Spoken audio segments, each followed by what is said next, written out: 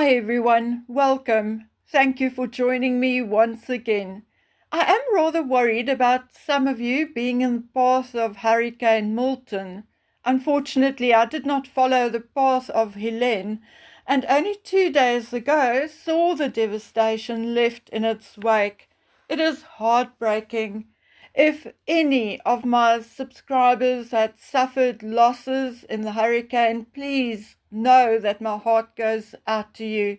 Those of you who are on the path of Molton, please make sure you, your children and pets are safe before anything else. Material things can be replaced. I'll track Molton and pray for you all as it progresses. Okay, on to the royals. The first thing I want to address are the concerns about King Charles taking an 11-day break from his cancer treatment while he is in Australia and Samoa. According to an oncologist, taking a break from chemotherapy for a week or two or even up to a month or 3 is perfectly fine. He says that it sometimes makes a huge difference in how a patient responds when he or she restart their therapy. He also says that it may be a good sign if the king's doctors agree to it, because sometimes when the treatment is indeed shrinking the cancer, the doctor may even recommend taking a break on condition that the patient is still being monitored, so if growth restarts, treatment can be resumed immediately. However, he also says that he thinks King Charles's cancer was or is a bit more serious than the palace made us to believe, and he based that on the prolonged period of treatment and the fact that King Charles will resume treatment after his return. Some slightly bad news, well, at least for the king, is that Republic and other groups in Australia are planning some protests while he's there. I'm very divided on this. Although part of me cannot really see the reason for Charles or any foreigner being Australia or any other country's head of state, I really also do not think this kind of protest would be good for King Charles's health. Stress, as we know, is not good for any illness, and even less so for a cancer patient. But, what shall we say? People have to do what they feel they have to do. And in my opinion, people do have the right to protest and make their voices heard.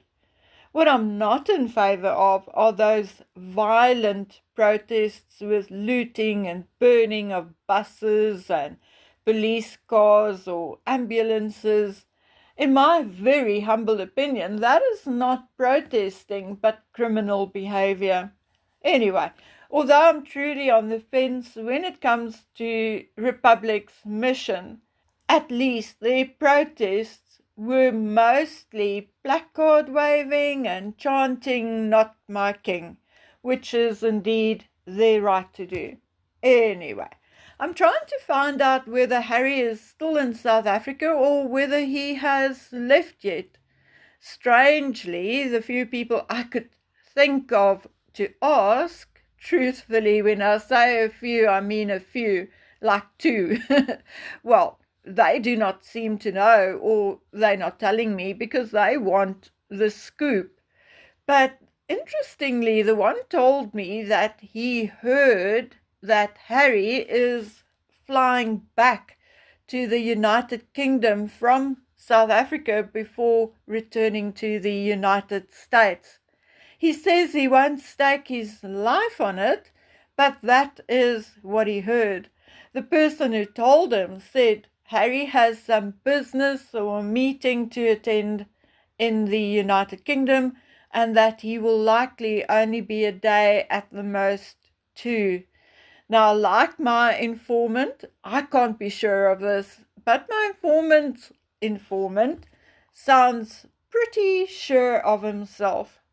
Okay, now, I really need to say this. The next piece of information I received comes from someone who knows the, let's say, elite, whose own family can be classified elite, and who knows royalty. Now, I'm not going to say which royalty or how they know them, okay? That is absolutely enough information, and the only reason why I'm even sharing it is because although I cannot verify or guarantee that the following information is true, the person, this particular person, has a better idea of how monarchy and the elite operate than you and me put together. She's also more privy to, let's say, certain gossip, and not someone who will willy-nilly share or offer to share information. But she will give her opinion when asked, or will inform a YouTuber or journalist if they are even slightly off the beaten track. And I would rather not share what she said of one or two so-called royal authors and experts. Anyway, the story goes like this. I was having a back and forth with one of my subscribers on an Instagram DM, and it made me pause and think, and I decided to set some questions to this particular person in the hope that she would reply. Okay, so how shall I tackle this?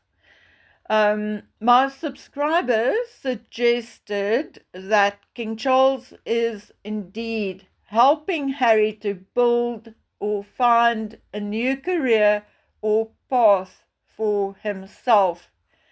I went and I asked X, and she said her information is that that is true. Whether Harry knows it or not, King Charles is using his influence and connections to open doors for Harry. My subscriber also wondered whether Harry was still receiving some financial help from Papa. I asked X in the same email, and X said the word is yes, that Harry is receiving money through third parties. I asked about advisors and courtiers of the king and what they are saying, feeling, and advising the king when it comes to Harry and Meghan. And X agreed with my subscriber, who suggested that King Charles sort out the issue and questions about the Harkle children's legitimacy and their right to be in the line of succession. Now, X replied and stated that the king had been warned that the questions will not go away and will persist, and that it will leave a stain on his reign if he does not address it. My subscriber also asked whether the royal website still has a link to the Archewell website and why. And I mean, that's a topic we have not discussed in a long time. X replied on that one that courtiers did address the matter with King Charles, and that he suggested they leave it for now. The other thing my subscriber Jay mentioned, which I thought was interesting enough to ask X about, was how the king and the royal family were going to keep Meghan silent during and after a possible divorce. Not about them, whatever she wants to say about them, but they are all quite certain that she will have a few very damaging things to say about Harry. X also confirmed that Harry had talks with some grey suits, and although she, X, doubts that Harry will ever return to the royal family full time, she is confirming that it appears that lately, after the talks he had with these grey suits, Harry and Pa are playing with the media, and that we could see King Charles slipping Harry into more royal duties without even saying a word, and almost unnoticed until such time as we are again conditioned to accept Harry hanging around and doing quasi-royal duties. X, however, confirms what we all already know. She says there is 110% for sure no way back into the royal family for Meghan. Not even through soft soaping or manipulating her father-in-law. Charles is 100% blaming everything that happened on Meghan. Of course, you and I and the majority of British citizens do not agree. Like me, many feel that Harry is more guilty than Meghan because the royal family are his blood, and he should have protected them. My subscriber agrees with that, and it is her opinion that if that is King Charles and Harry's plan, namely to sneak him back in and manipulate the media, that it will blow up in their faces. But X do not agree with that. She says, and quite rightly so, that King Charles is 75 and to date he has gotten away with more and more serious stuff than that. And as always, his sycophants will find excuses and his courtiers will deal with the media, and we, of course, will say nothing out of respect for his age and ill health. And, my dears, there ends the story. Harry will be half in, half out, and his future secured. Okay, guys, so that is what is going around in certain circles. I'm told that certain senior members of the royal family are indeed speculating about the very same things and are certainly not happy with the possibility that the king could allow this to happen. But they are chalking it up to his age and his illness. So is all of this indeed true? I can't say, but like I said, it certainly comes from someone with a better grasp on things than we could ever have. Okay, guys and girls, let me carry on. I have an entire veranda full of plants which need to be repotted and trimmed, etc. A neighbor is moving out and can't take his potted plants with him. A sad story, really, but one for another day. So let me go, first to fetch Dragonman from school and then to tackle whatever I can. Please take good care of yourselves until we meet again on the next one. Bye.